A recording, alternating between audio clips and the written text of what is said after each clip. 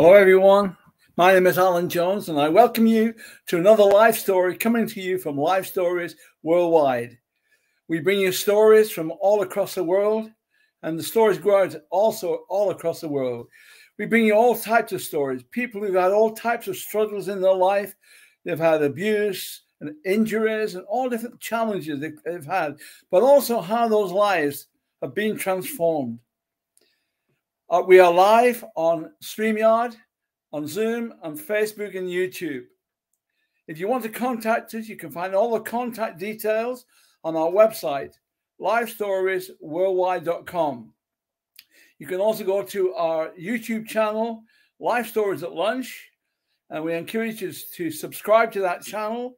There you can watch all the different stories that we've had for over 3 years now, each Monday. Today, we have a story coming to you from Fort Worth, Texas. We have someone who's a real cowboy, born on the 4th of July of all dates. And just to give you some information about our speaker, Scott Mendes, he is well known as Professional Rodeo Cowboys Association and National Finals Rodeo World Champion Bull Rider, speaker, film and television producer, commentator, and for his work in motion pictures as a stunt rider. Well, he's had a very full life, a varied life, and it's so great to have you. And it gives me a great pleasure to welcome Scott Mendes now to come and share his story. Thank you, Scott. Yes, thank you, Mr. Jones. Hope the audio is doing well. What a privilege and an honor it is to be with you and your organization today. I believe in what you guys are doing around the world. And so it's a great honor to be with you and to share a little bit of testimony and to glorify the Lord that helped me to get my life on course. And what a blessing it is again to be with you. If you want me to go ahead and share, I certainly will. You know, there is no test without a testimony, or no testimony without a test. And my life is probably no different than a lot of the other former guests that you've had on here on your broadcast. And, you know, just coming from humble beginnings, I was born on July 4th, 1969 in Visalia, California. I had no understanding at that time that God would, you know, allow my career, my life to be a professional rodeo cowboy, but he does give you the desires of your heart. And I can just remember being a young boy and my dad and some of his buddies on a horse ranch in California. I grew up in the Turlock, Modesto area as a young child. My mother was from Fort Worth, Texas. And so throughout today's sharing, if I could just help you guys to understand, a lot of my story was just about rejection, kind of being divided in my own heart and not understanding what my true purpose and identity, what God created me to be and to become in life. And so having said that, my parents divorced the first time when I was 2. They tried to remarry again, and that didn't work out, and they divorced the second time when I was around 4.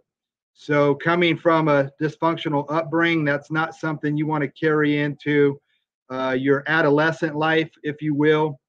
And it was very challenging to hear and to learn about the things that God wanted me to do in my life. But, you know, through his grace and through his sovereignty, he would eventually help me to see what he created me to be. And that's what we love to do today in our ministry and our outreach, is to love young people where they're at and help them make right choices. And, you know, if God can use a cowboy like me, then his word is confirmed. He's no respecter of persons.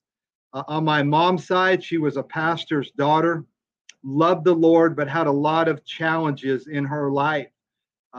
She would go on to be remarried several different times, and that would cause a lot of confusion in my heart. I remember being a young person, the court system thought that it would be best that I was to be raised and to live most of the time with my mom. So it was 9 months with my mom, which would have been Texas, and then 3 months with my dad out in California. And so when I rode my first baby calf around the age of 4 or 5 years old at a branding, my dad and his buddies just kind of threw me on the back of a calf after it was branded. And I held on and rode a few feet and then got bucked off and hit my head in the dirt, and everybody laughed and didn't really think too much about it at that time. But eventually God would plant a seed in my heart that, that God wanted to use cowboys, or that he could use cowboys. Ironically, growing up, I had two half brothers, an older brother here in the Fort Worth area, and we pretty much had a mother with all those different stepfathers. We had no male influence in our life whatsoever, not a godly kind. I did have a praying grandmother, and my grandmother was gracious enough when we would be left with her to share the scriptures, to make the stories inspiring and to come to life. And so my grandmother told me that God's hand was on my life. I had no idea of how to, bring that to pass. It was interesting. When I was a child, I would eventually get into high school. I wanted to play football. Everything here in the early 70s was all about the Dallas Cowboys, America's team. I was running the streets of Fort Worth. I was in and out of schools. We had really modest beginnings. I was the kind of kid that would show up at school with holes in my shoes and just really not knowing much about life at that time. The other saving grace that God provided me, and I pray that your viewers that are watching this will understand that God will never leave you and he will always make provision for you. My mother, because she was a pastor's daughter, would leave us with pastors from time to time. One pastor in particular has been on my board of directors for the last 20 years, and he's also runs an orphanage. And Lifestories Worldwide is broadcast live every Monday night at 8 p.m. UK time. We broadcast on YouTube, Facebook, and StreamYard. Why not join us every Monday night at 8 p.m. UK time for Lifestories Worldwide. Speak to us here at Lifestories Worldwide. You can simply by dialing +44 7943 550287. Call us now. A ministry with kids in Africa and India, and so I had great people around my life, but that didn't guarantee that I would always know how to put things together. And so what I mean by that, when my mom would leave me with the pastors, I got to see what a family was supposed to look like. The pastors and their wife kind of had a time of sowing into me and my older brother's life and gave us a little bit of hope that things would be different. So I had a praying grandmother. We were left with pastors from time to time, not ever knowing if my mom, when and if she would show up. Eventually she would show up, and we might have a new stepfather for a season of our life, and that was quite challenging. So coming from Texas, I think it's appropriate to share that my mother's father was an evangelist by the name of Reverend James Hart. And my grandfather had a nickname of the Texas Billy Graham. So he was very evangelistic and had crusades and meetings back in the 50s and 60s. But when he divorced my grandmother, he migrated from Fort Worth out to the west coast of the town of where I was born in Visalia. He pastored for 32 years in Visalia, where I would be born on July 4th of 1969. So I say all that to say that even though we have a rocky beginning in our life, God can use us. And so knowing on my mom's side of the family, I had prayer, love, and the gospel. I had that in my life. On my father's side of the family, I had hardworking cowboys. And my grandfather on my father's side was a champion bull rider. I had another grandfather that was a world champion team roper, where two men compete on a steer. And so I had these two worlds, and I had no idea how God would eventually help me to merge those two worlds. And that's why today, I guess, God was gracious in allowing me to become a rodeo chaplain, if you will, producing rodeo events around the world, doing rodeo Bible camps, Also, you know, as you mentioned earlier, working in the film industry, I had no idea that God would do that, but I had a desire growing up. I was very inspired by certain movies, and any kind of movie that had inspiration or somebody coming from behind, a long shot. I just felt that that was God telling me that He could use me if I would surrender and to submit to Him in my life. So, progressing from my adolescent childhood, which was pretty chaotic, if you will. I had a dad that loved me, but he had no influence of the gospel whatsoever. In fact, I grew up in a horse sale barn in California, and it's pretty wild west, you know, training and riding horses and junior rodeo, and there was nothing mentioned about God. But when I was with my mother, who had a hard time raising two young men, my older brother and myself, in the early 70s, it was very difficult. We had faith, but we didn't have food. I knew that God wanted to do something with me. In my heart, I wanted to either play football or to be a cowboy like my dad, my real father, my earthly father in California. Now, my dad in California would eventually move to Reno, Nevada, where I was fairly stable. Somehow the roles flipped from me being with my mother. It was obvious that she couldn't take care of me. And so my older brother would work on his education and go to college. I went out to the West Coast with my dad in high school rodeo.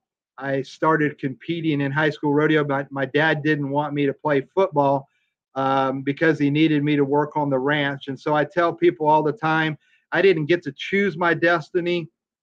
Destiny chose me.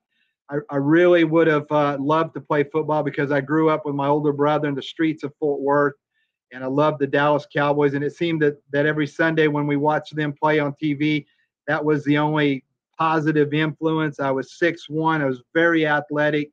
I could have been a quarterback, maybe a middle linebacker, of something of that nature. But when I was with my father was running a cattle and a hay business, and he needed every ounce of energy that I had growing up to be prosperous and productive there. One thing that was interesting, when I got in high school, my dad would remarry. I had a stepmother, and my stepmother and my father had my younger brother, Tony.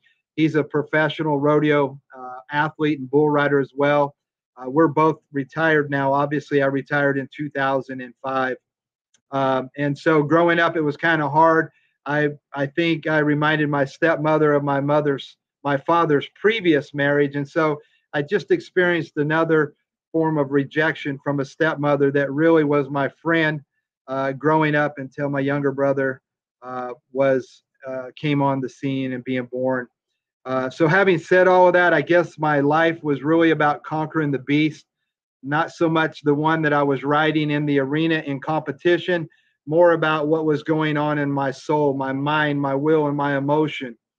And so with the help of God and a defining moment, I realized that what my grandmother told me, that God did have His hand on my life, and that once I learned to surrender to Him, that my life would make sense and it would come in order. And so progressing a little bit, I got into high school rodeo in Nevada. Couldn't play football, but my dad would let me go to the high school rodeos on the weekend. I went. I became very skilled, very gifted in the sport of bull riding. I loved riding bulls. It was a way of an escape for me. I would get on these bulls and I would just prove myself, build my notoriety, build my awareness of being able to say that I'm going to be able to do something in my life if I was successful at bull riding. So I don't know if your viewers know, but bull riding is a very challenging sport. No matter how prepared you are, you could get mucked out, ran over, just crippled and even killed. It's very easy to subscribe to our YouTube channel, Lifestories at Lunch, to receive notifications of when we are live. Simply click the bell.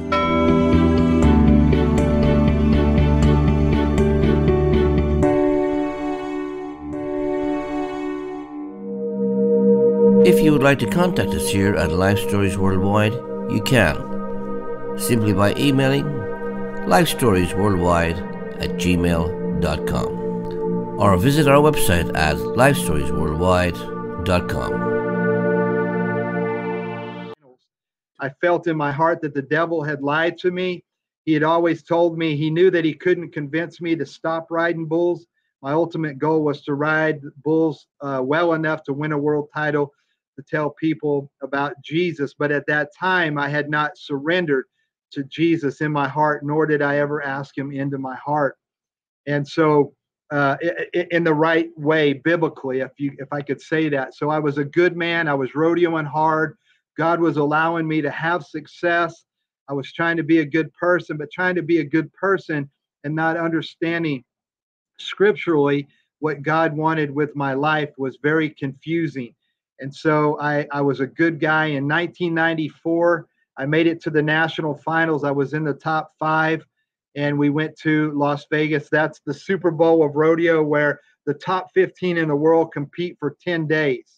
And at that time, when you come up out of there, they crown a world champion. So in 1994, I was in a position to win the world, and I got down to the 10th go round of the national finals. And just trying to get a lot of this in here so that we can visit a little bit about this in a moment. I'm standing on back of the buck and shoot in the 10th go round. All I had to do was ride my bull, and I would have been a world champion. I think that God allows us to get very close to our dreams. And on that day, I was so close to my dream, I could literally reach out and touch it. But one bull stood between me and becoming a world champion in 1994.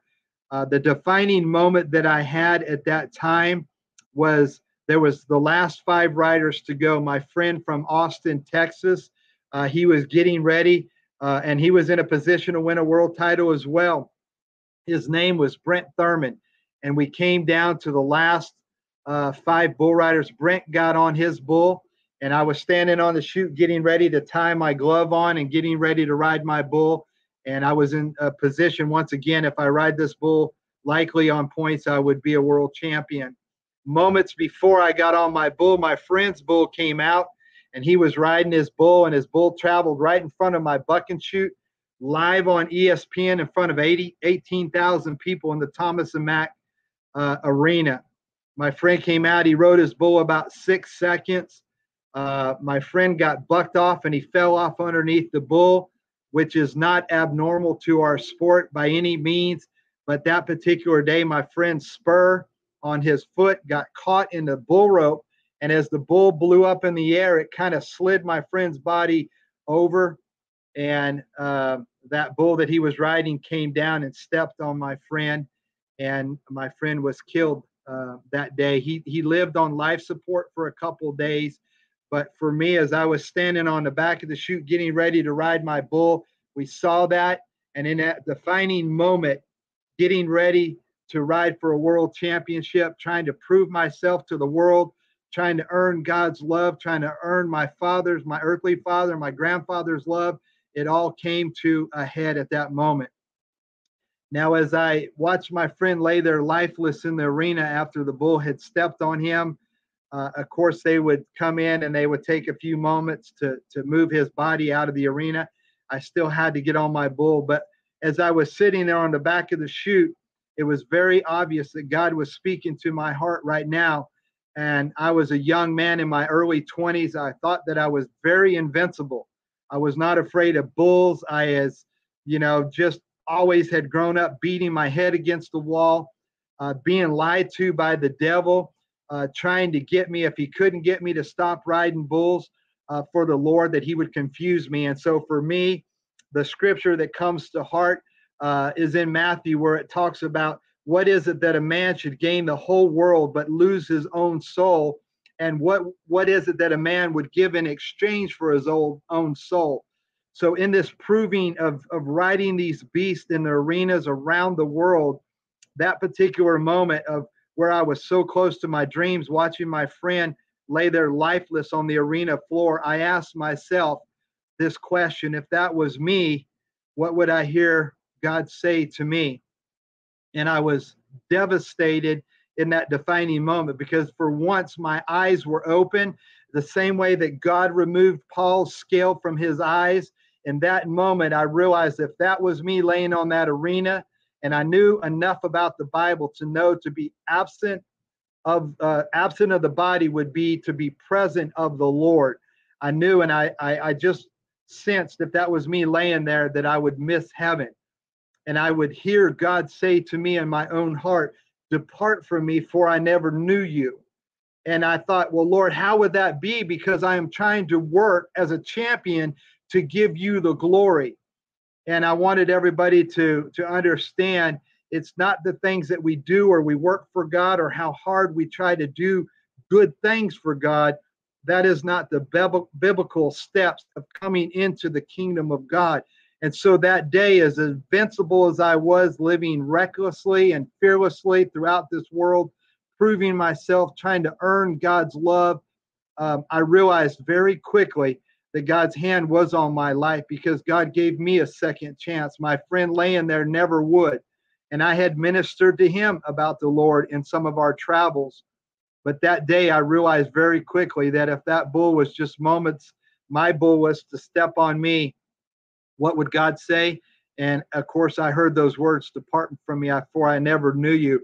It was very obvious that God would give me a chance to get myself out of the way in my career, in the forgiveness of my stepmother, in the forgiveness of my father, all the stepfathers that have, abused me and spoken negativity over my life, and somebody that was trying to achieve a world championship level from really starting out with nothing in my life. I was just always trying to prove myself. And that's what I mean by conquering the beast, not the one I was riding, but the one that rages in the realm of my soul, which is really the good versus evil, light versus dark, those type of scenarios. And so God allowed me very close that day to get close to my championship. Now, I got on my bull and I was bucked off of that particular bull. I would become a runner-up in 1994. If you would like to contact us here at Lifestories Worldwide, you can. Simply by emailing lifestoriesworldwide@gmail.com or visit our website at lifestoriesworldwide.com.